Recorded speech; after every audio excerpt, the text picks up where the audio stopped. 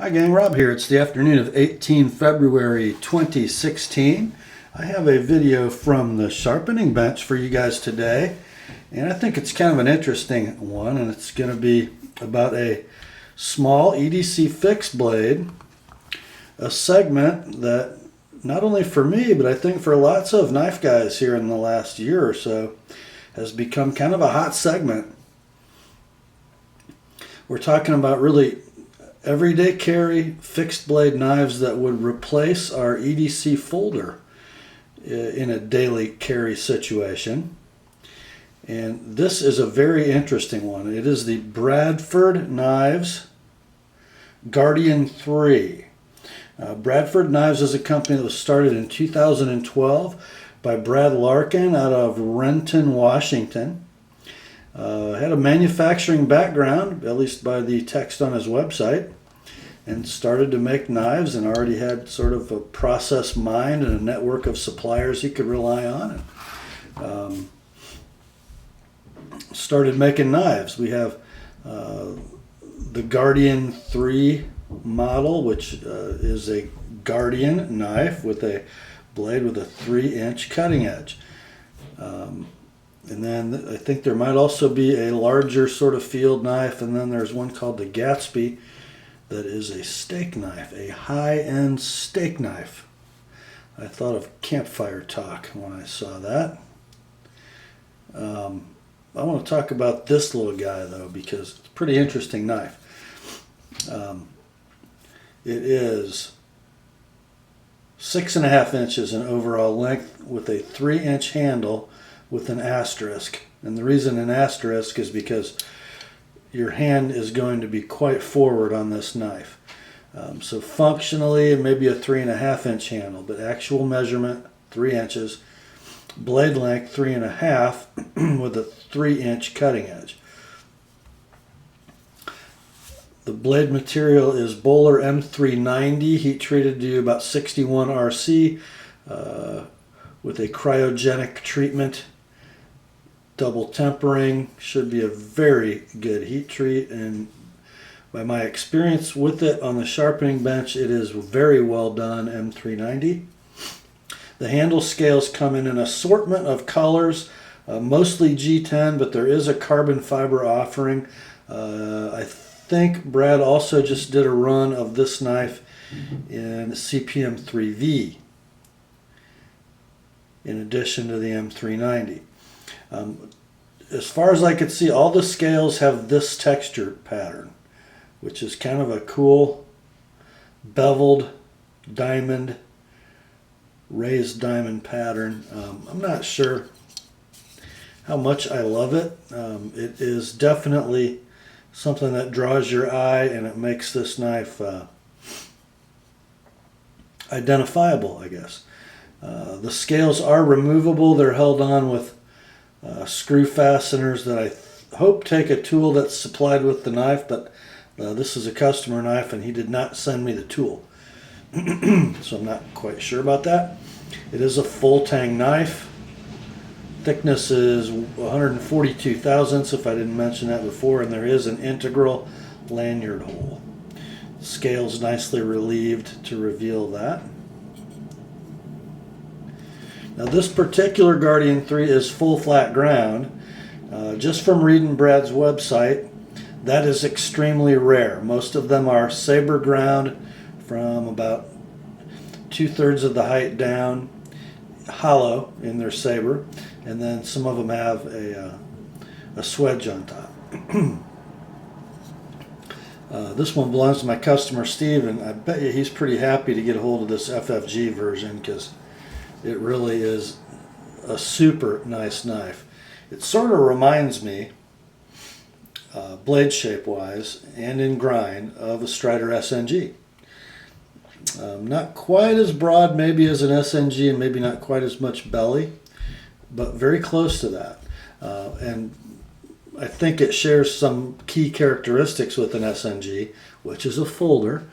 Both very robust knives as far as horizontal and torsional rigidity, nice thick spine, but still a nice gradual primary bevel that brings us down to a nice thin dimension behind the edge. Just a great slicing blade that, you know, if you buried it deeply between two things you wanted to part, I think you could do some prying with it as long as you stayed up close to the spine and where you're applying your force.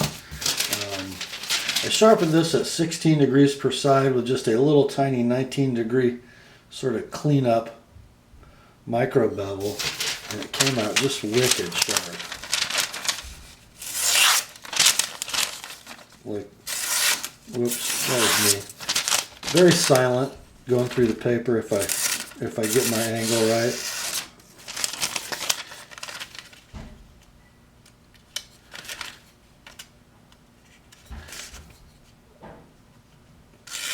There we go, nice push cut. Just very well done. If you notice, with one glaring exception, the primary bevel grind is just perfect. The right amount of distal taper as the blade narrows to the tip. I get a nice consistent width on that 16-degree secondary bevel. The one mistake Brad made with this knife, and I think it is significant if you notice, let's look here at the ricasso, the choil, and the base of the edge.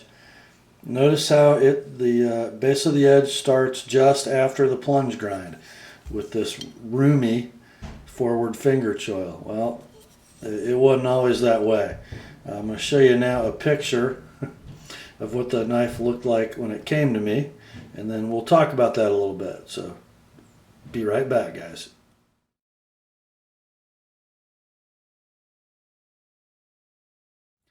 So as you can see,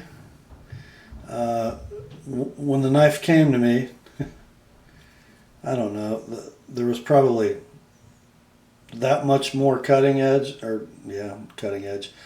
If I would have left that alone, when I sharpened it, I would have ended up with a big flare back here. And I just didn't think it would look right doing that. And I did run into a little bit of a challenge. See if I can get this to focus for you. Yeah, there you go. Obviously the blade blanks are water jet cut, and then there is no finish grind operation. And you know, the scales fit pretty well. You know, you can feel the transitions, but they do fit well to that raw water jet cut blank. But when I redid the choil, I had a bit of a challenge. How do I finish that to make it emulate that water jet finish? Well, what I did is I tried to finish this with my 1x30 belt grinder, and you know, be a little jagged in doing it, and then I just hit this very lightly with my Presto gun blue pen. And you know, M390 is pretty stainless, so it didn't turn black immediately. I just lightly colored it to emulate the little bit of tinge that the stonewash gives that water jet raw edge. I think, you know, from a few inches away you wouldn't really notice the difference, and I think that came out pretty good. It is kind of sad though, isn't it? It's a knife that's designed to have really a lot of room in this forward choil, and there's absolutely no reason this ricasso has to be this long. You know, we could start that cutting edge back quite a ways and back this plunge grind up just to make sure we always clear that. I don't know if all the Guardian 3s are like that, but it was kind of disappointing because it looks like there was some thought put into that in the design phase, and then it just didn't quite get executed like it should have, which is kind of a shame. You know, you never see that on an SNG, let's say, or a Sebenza. No reason for this knife to be like that, but that's one of a couple, and just a couple very minor nicks I'm going to give this knife. Let's bring out the sheath, and it is designed for horizontal carry, and it's a leather sheath. You know, It's not a particularly attractive sheath, and it's not one that looks very refined, let's say. It is well made. Stitching seems to be a little bit small in diameter, but you know, there's a welt construction, so the cutting edge is never going to cut thread. That is a good thing. I love the horizontal carry option. Well, it's the only option for this knife. Retention is plenty adequate for horizontal carry, and don't know if you're going to be able to see this. I might need to get you some light.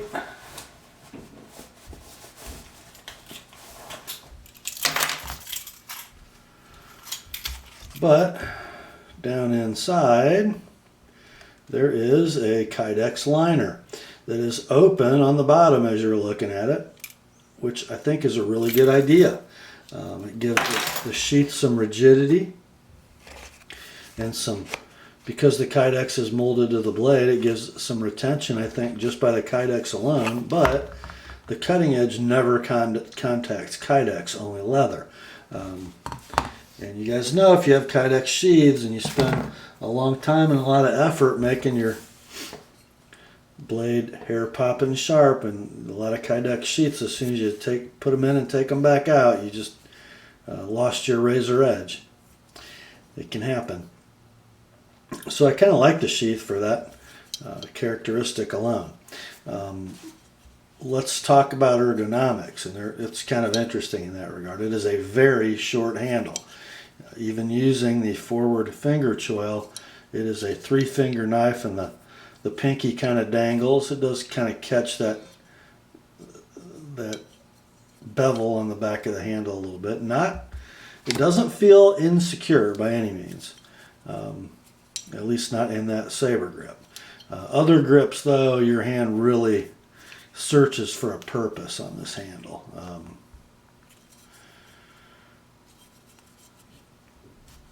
The vertical draw cut grip is pretty good, but notice even here that handle's a little short. I like that pommel to sort of bury here, and it's kind of up in here. But you know, we're making the most out of a very small overall length, 6.5 inches with the 3.5-inch blade, 3-inch cutting edge. Something's got to give, and it's handle length in this case. I'm not sure I love these proportions. You know, take for instance the Bark River Featherweight Fox River with a blade that's just over 3 inches, I think 3 1/8, but it's all cutting edge. And in a saber grip, you can actually get all 4 fingers on that knife, and in a pinch grip you have to back up, but it's more secure than this one. And the handle is much more comfortable. And you know, these knives aren't cheap. They're $159. Not quite as much as a Bark River. Take for instance that Featherweight Fox River. Most of those are going to run around, you know, between $190 and $220, depending on how you have them handled. But there is a lot more finishing in those knives. You know, in this case, other than probably surface grinding the blank and then doing the blade grind, the flat grind and the edge bevel, that's it.